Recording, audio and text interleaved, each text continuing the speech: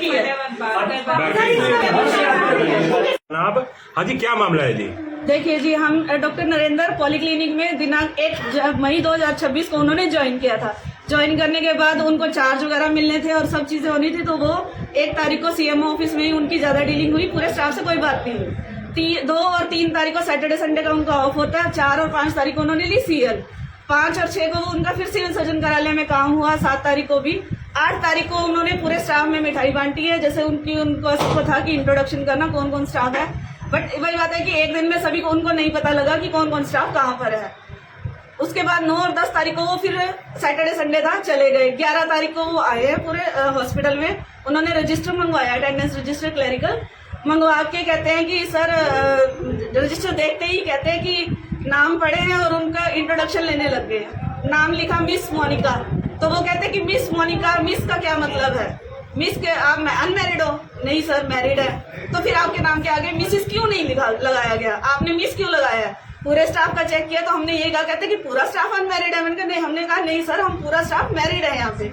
सबसे पहले थी कि हमें इस चीज को वही था कि क्या करना उन्होंने मिस या मिस, आपको स्टाफ की अगर जो रिक्वायरमेंट है, जो भी चीज आपकी वो है, काम जिससे रिलेटेड है, आप उन्हीं से डील कीजिए। उसके बाद क्या हुआ जी? उसके बाद उन्होंने पूछा अगर यहाँ पे सारा मैरिड स्टाफ है तो मिसिस लिखो, क्योंकि मिस और मिसिस का हमें पता नहीं लगेगा कि कौन सा यहाँ मैरिड है और कौन सा अनमैरिड। उनकी जो वे ऑफ टॉकिंग थी वो अलग तरीके की थी। फिर भी हमने कि एक दिन चलो कोई बात नहीं, फर्स्ट मीटिंग है, बंदे का नहीं पता कि क्या है क्या नहीं।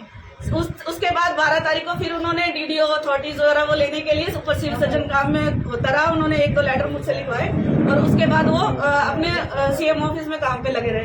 13 तारीख को पूरे स्टाफ के फिर से उन्होंने पॉलीक्लिनिक की विजिट करके ही सारा स्टाफ को, लेडी स्टाफ को इकट्ठा किया, बुलाया, यहाँ क्या होता है, इमरजेंसी रूम कहाँ है, अगर ओपीडी आती है कहाँ अटेंड होती है, फार्मेसी कहाँ है, वो सारा देखा।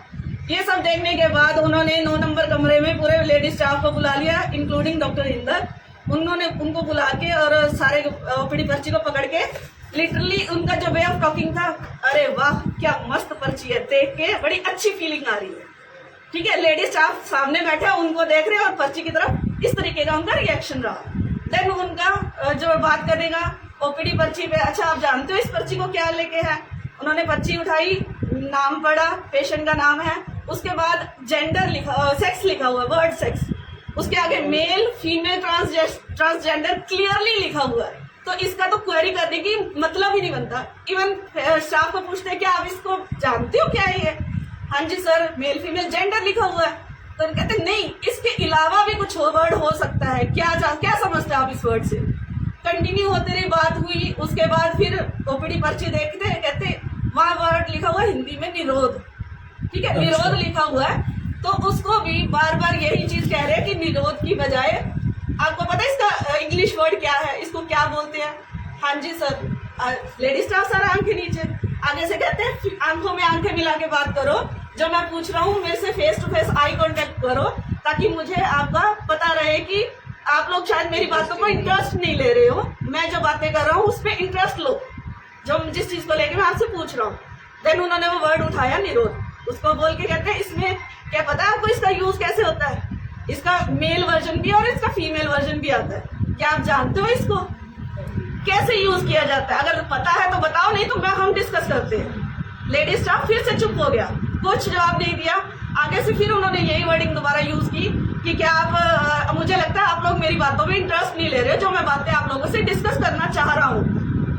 उसके बाद फिर पूरा स्टाफ नीचे आके कहते कोई बात नहीं, मैं डिस्कशन अपनी कंटिन्यू करता रहूंगा, मेरा जब मन करेगा, जिसके पास मन करेगा, मैं ऐसे ही आता रहूंगा, नहीं तो मेरे लिए कोई और अरेंजमेंट करके दो। हम कौन होते हैं आपके लिए अरेंजमेंट करने वाले? आपने फीमेल स्टाफ को समझ क्या रखा है? इसके बारे में हमने बात करने की कोशिश की, सीएमओ सर से उस दिन नहीं मिले, हमारे ऑफिसर से बात करने की कोशिश की, बट उनके पास कोई ना कोई बैठा था तो हम उनसे बात नहीं कर पाए। हमने उसके बाद हमारे ऑफिसर से बात की है, सिविल सर्जन कार्यालय में हमने उनको रिटर्न में कल सारा दिया है। अब हमें इस पर्सन के खिलाफ सख्त से सख्त कार्रवाई चाहिए। ये रिटर्न में आपने कब दिया? हमने कल दिया है सीएमओ सर को सुबह। तो कितना स्टाफ पीड़ित है? सारा पॉलीक्लिनिक का ही है? पॉलीक्लिनिक में सारा फीमेल स्टाफ है, एक डॉक्टर इंदर है और डॉक्टर रवि मेल स्टाफ है, 2-3 स्टाफ मेल है, अदरवाइज बाकी सारा स्टाफ क्या नाम है इस female डॉक्टर का? इस डॉक्टर का क्या नाम है? डॉक्टर नरेंद्र कुमार। किस चीज के विशेषज्ञ हैं जी ये अभी ज्वाइनिंग किए थे, हमें तो इनका इस चीज का भी पुलिस नहीं में भी पता। कंप्लेंट किया आपने? हाँ जी, पुलिस में भी कंप्लेंट की है? अभी हमने ये जारी रहे हैं जी पुलिस थाना में। आपने एप्लीकेशन लिख रखी है? जी सर, हमने 3 पेजेस की पूरी एप्लीकेशन लिखी हुई है और अब हम इसकी कार्रवाई चाहते हैं। हम डीजी ऑफिस, डीसी ऑफिस सभी में महिला थाना में अपनी ये कंप्लेंट अब भी लेके आएंगे। हमें इस पर्सन के खिलाफ कार्रवाई चाहिए। टोटल कितना? हम 2013 से यहाँ पे वर्किंग में है, कभी किसी स्टाफ ने इतने हमारे ऑफिसर आए हैं गए हैं, सबसे हमारा मेल स्टाफ भी हमारा इतना अच्छा है, हम सभी से एज अ फैमिली हमने ट्रीट। लगभग एज क्या होगी इस डॉक्टर की?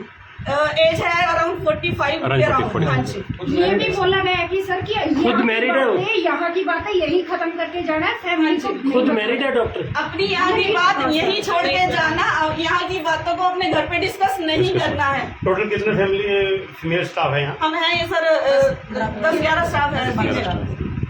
ठीक ठीक है। ओके।